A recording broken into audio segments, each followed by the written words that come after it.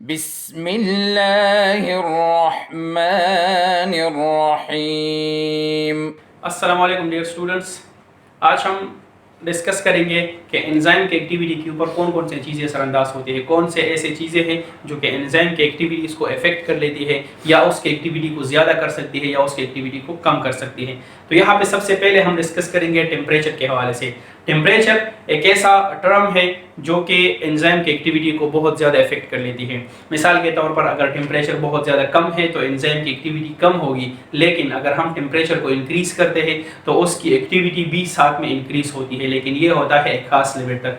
तो जब भी टेम्परेचर इंक्रीज होता है तो उसके साथ साथ एंजाइम की एक्टिविटी भी इंक्रीज होती है, लेकिन एक खास लिमिट तक इस तरह होता है। वो हम डिस्कस करेंगे कि कौन से लिमिट तक इस तरह होता है। अब यहाँ पे एक टर्म आता है जिसको हम कहते हैं ऑप्टिमम टेम्परेचर। ऑप्टिमम टेम्परेचर का मतलब यह है कि वो टेम्परेचर जिस पे एंजाइम की एक्टिविटी हाईएस्ट होती है, जिस पे एंजाइम की एक्टिविटी सबसे बेस्ट होती है, उसको हम कहते हैं ऑप्टिमम टेम्परेचर। मतलब वो टेम्परेचर कोई भी हो सकता है, कुछ भी हो सकता है, और ये ऑप्टिमम टेम्परेचर हर एक ऑर्गेनिज्म के लिए डिफरेंट होता है। ह्यूमंस के लिए ये टेम्परेचर डिफरेंट है, प्लांट्स के लिए ये टेम्परेचर डिफरेंट होता है, लेकिन वो टेम्परेचर जिस पे एंजाइम्स की एक्टिविटी हाईएस्ट होती है उसको हम कहते हैं ऑप्टिमम टेम्परेचर। मिसाल के तौर पर ज्यादातर एंजाइम्स की ऑप्टिमम टेम्परेचर है 40 to 45 डिग्री सी।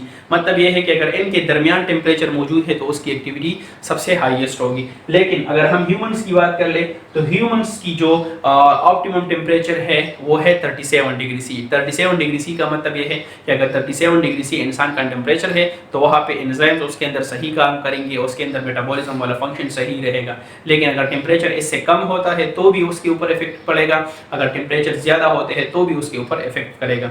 अब ऑप्टिमम टेम्परेचर की तो हमने बात कर ली कि जहां पे एंजाइम की एक्टिविटी सबसे बेस्ट होती है, लेकिन अगर टेम्परेचर उस ऑप्टिमम टेम्परेचर से फिर मजीद इंक्रीज होता है, फिर वहां पे मजीद इंक्रीज होता है तो वहां पे एंजाइम की जो एक्टिविटी है वो फिर डिक्रीज होती जाएगी, उसके फिर डिक्रीज होती जाएगी। और उसके डिक्रीज होने की रीजन ये है कि एंजाइम हो जाते हैं डीनेचुरेशन।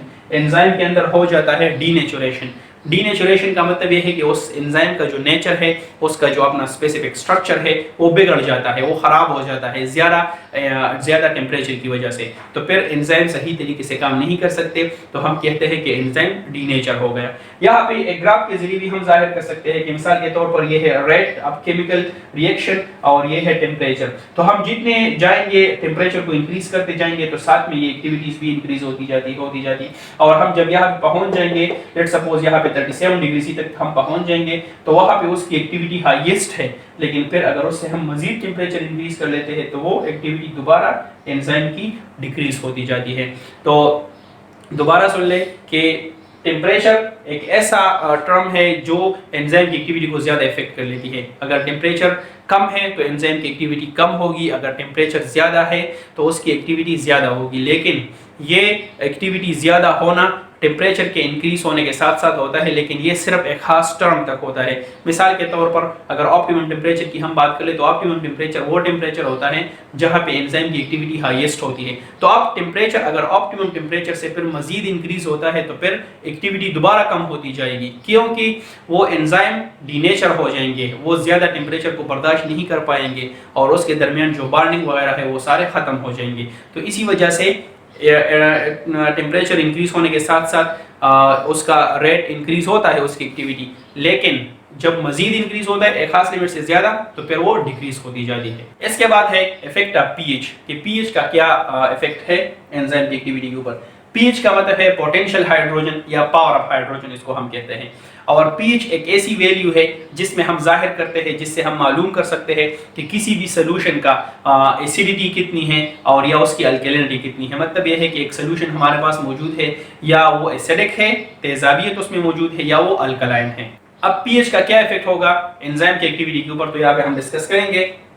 सबसे पहले अपने ज़हन में रखें कि ऑप्टिमम पीएच क्या होता है। जिस तरह ऑप्टिमम टेम्परेचर है बिल्कुल उसी तरीके से ऑप्टिमम पीएच होता है। ऑप्टिमम पीएच का मतलब यह है कि वो पीएच जिस पे एंजाइम्स की एक्टिविटी हाईएस्ट होती है या सबसे बेस्ट होती है तो उसको हम कहते हैं ऑप्टिमम पीएच। अगर उससे उस ऑप्टिमम पीएच से उसका पीएच कम होता है तो भी एंजाइम की एक्टिविटी कम होगी, अगर ज्यादा हो जाता है तो भी फिर मसला करेगा। तो इसी वजह से ऑप्टिमम पीएच वो होता है जहां पे एंजाइम की एक्टिविटी सबसे बेस्ट होती है। अब इसमें कुछ ऐसे एंजाइम्स हैं जो कि एसिडिक पीएच पे काम करते हैं। एसिडिक पीएच का मतलब ये है कि 2 पीएच पे वो काम कर सकते हैं।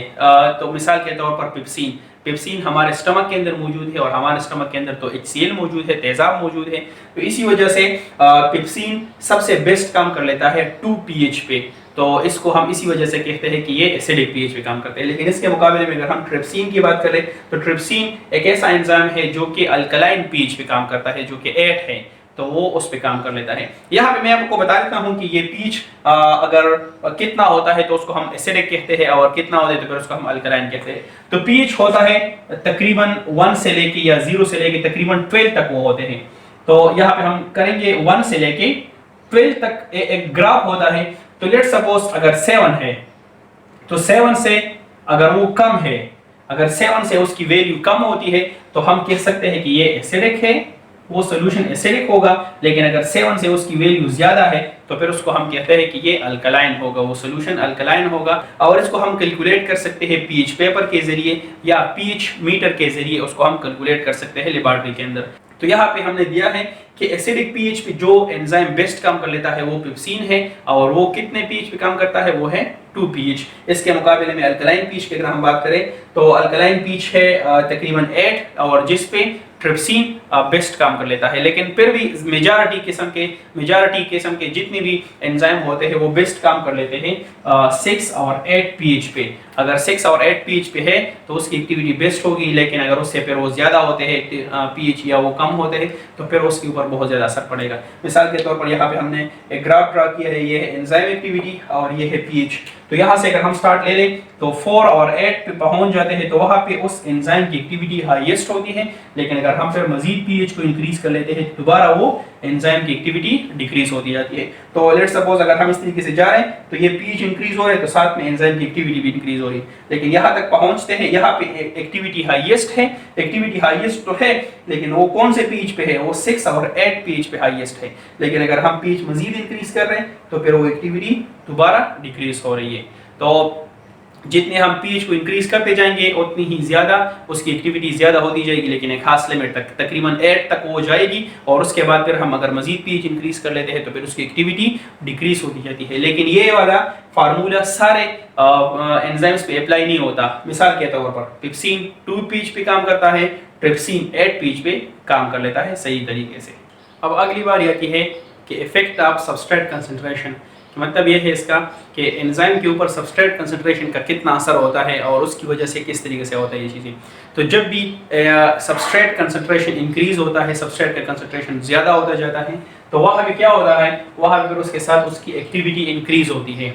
जब भी सबस्ट्रेट कंसंट्रेशन इंक्रीज होता है तो साथ में उसकी एक्टिविटी भी इंक्रीज होती है, लेकिन ये इंक्रीजमेंट आता है सिर्फ एक खास लिमिट तक। तो वहाँ पे उस खास लिमिट को हम कहते हैं सैचुरेशन पॉइंट। सैचुरेशन पॉइंट उसको हम कहते हैं। तो जब उस सैचुरेशन पॉइंट तक उस सबस्ट्रेट की कंसंट्रेशन चली जाती है तो उसके बाद फिर एंजाइम की एक्टिविटी न डिक्रीज होती है और न इंक्रीज होती है। तो यहाँ पे एक ग्राफ के जरिए शो किया गया है कि लेट्स सपोज ये एक्टिविटी है, ये कंसंट्रेशन है। तो यहाँ से अगर हम स्टार्ट ले लें तो इस हम कंसंट्रेशन को बढ़ा देते हैं तो साथ साथ में उसकी एक्टिविटी भी इंक्रीज होती है, लेकिन यहाँ तक वो इंक्रीज होती है। जब यहाँ तक वो सैचुरेशन पॉइंट कंप्लीट हो जाता है, सैचुरेशन पॉइंट आ जाता है, तो उसके बाद अगर हम फिर मजीद कंसंट्रेशन को इंक्रीज करते हैं तो एक्टिविटी न इंक्रीज होती है और न उसकी एक्टिविटी डिक्रीज होती है। अब ये इस तरीके से क्यों होता है, इसका सादा सा एग्जांपल यहाँ पे मैं दे देता हूँ कि लेट्स सपोज हमारे पास ये एंजाइम मौजूद है। उस एंजाइम के यहाँ पे ये एक्टियोसाइट्स है, यहाँ पे इसको हम कहते हैं एक्टियोसाइट्स। एक्टियोसाइट का मतलब ये है कि इस एंजाइम के इन जगहों पे सबस्ट्रेट ने आना है और उसने यहाँ पे अटैच होना है। तो लेट्स सपोज हम कहेंगे कि एक सबस्ट्रेट यहाँ पे आ गया और वो इसके साथ अटैच हो गया, उसके साथ अटैच हो गया। तो अब एक्टिविटी जो है वो स्टार्ट हो चुकी है और वो एक्टिविटी इंक्रीज हो रही है। तो लेट्स सपोज यहाँ पे सबस्ट्रेट का कुछ और अमाउंट यहाँ पे आ गया, तो अब एक्टिविटी पहला जो एक सबस्ट्रेट था उसके साथ उससे उसकी एक्टिविटी मजीद ज्यादा हो गई। लेकिन अगर फिर हम मजीद एक सबस्ट्रेट को यहाँ पे उसका इंक्रीज कर दें तो इसका मतलब ये है कि वो एक्टिविटी वहां पे हाईएस्ट हो गई। अब अगर मजीद सबस्ट्रेट यहाँ पे आते हैं तो वो सबस्ट्रेट यहाँ पे रहेंगे, लेकिन एंजाइम के पास इतना एक्टिव स्पेस नहीं है, वहाँ पे उसके साथ इतना जगह नहीं है एंजाइम के पास कि फिर वो मजीद सबस्ट्रेट को भी अपने साथ अटैच कर ले। बस एंजाइम ने जितने सबस्ट्रेट को अपने साथ अटैच करना था वो अटैच कर लिया। अब मजीद अगर आते हैं तो फिर वहाँ पे वो किसी भी जगह के साथ अटैच नहीं हो सकते, तो वहाँ पे उसके होने या ना होने से कुछ फर्क नहीं पड़ सकता। तो जब जितने भी सबस्ट्रेट आते हैं और एंजाइम के पास जितना भी जगह था वो फिल हो गया, तो इस पॉइंट को हम कहते हैं सैचुरेशन पॉइंट, कि बस एंजाइम का जगह खत्म हो गया। मजीद अगर सबस्ट्रेट आते हैं तो फिर वहां पे उसका कोई असर नहीं होता। तो मतलब यह है कि जितना हम उसके सबस्ट्रेट को इंक्रीज करते हैं एक्टिविटी इंक्रीज होती है, लेकिन सैचुरेशन पॉइंट तक। उसके बाद अगर हम उसको इंक्रीज कर लेते हैं तो फिर उसकी एक्टिविटी ना इंक्रीज होती है और ना डिक्रीज होती है। यहाँ पे ग्राफ में भी यही शो किया गया है कि सबस्ट्रेट कंसंट्रेशन इंक्रीज होता है लेकिन एक खास लिमिट तक। उसके बाद अगर हम उसको मजीद इंक्रीज करते हैं तो फिर वहां पे उसमें कोई भी चेंजेस नहीं आते, उसकी एक्टिविटी बिल्कुल सेम होती है। इसका मैं एक जनरल एग्जांपल आपको देता हूं कि लेट्स सपोज एक कमरा है और उस कमरे के अंदर 5 कंप्यूटर्स पड़े हुए हैं। तो अब अगर उस कमरे के अंदर हम एक बंदे को लेके आते हैं तो एक बंदा काम करेगा वहां पे अपना, लेकिन अगर हम 2 बंदों को लेके आते हैं तो 2 बंदे उस एक बंदे के मुकाबले में ज्यादा काम करेगा, क्योंकि वहां पे जगह है। अब लेकिन अब 3 कंप्यूटर वहां पे रहते हैं तो फिर अगर हम तीसरे बंदे को लेके आते हैं तो मजीद ज्यादा काम होगा, अगर चौथे बंदे को लेके आते हैं तो उससे ज्यादा काम होगा, अगर 5वें बंदे को लेके आते हैं तो उससे भी ज्यादा काम होगा। तो मतलब यह है कि 5 कंप्यूटर से अगर वहां पे 5 बंदे मौजूद हो उन कंप्यूटर्स पे तो वहां पे मैक्सिमम काम वो कर सकते हैं। लेकिन अगर वहां पे छठा बंदा आए तो उस छठे बंदे के आने या ना आने से कोई भी फर्क नहीं पड़ता, क्योंकि वहां पे मजीद एक्स्ट्रा कंप्यूटर नहीं है, उसके पास इतना जगह नहीं है कि वो उस छठे बंदे को एडजस्ट कर ले। तो वहां पे अगर मजीद लोग आ जाते हैं तो ओट के काम पे कोई भी फर्क नहीं पड़ता, ना उसके वर्क जो है वो इंक्रीज हो सकता है और ना वो डिक्रीज हो सकता है। तो बिल्कुल एंजाइम की भी यही एक काम है कि एंजाइम के पास जितना स्पेस होगा उसके पास जितने सबस्ट्रेट आते जाते हैं वो अपनी एक्टिविटीज को इंक्रीज करता रहेगा, लेकिन एक खास लिमिट तक। उससे अगर फिर मजीद ज्यादा सबस्ट्रेट आते हैं तो फिर वो एक्टिविटी के ऊपर कोई भी उसका असर नहीं होगा। तो आज के लिए इतना ही, इंशाल्लाह फिर अगले लेक्चर में हम चैप्टर नंबर 7 को डिस्कस करेंगे। तब तक के लिए अल्लाह हाफिज।